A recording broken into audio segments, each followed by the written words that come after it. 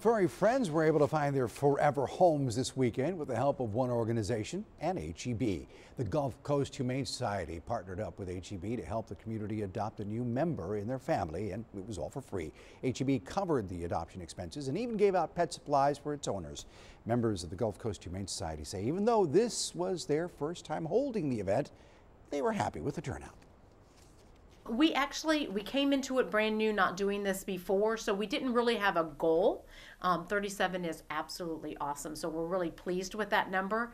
Out on our adoption floor, I'm going to say we have probably about 67 or more animals. That's dogs only, and that's not including cats. If you're interested in adopting a furry friend through the Gulf Coast Humane Society, head over to our website, KIIITV.com.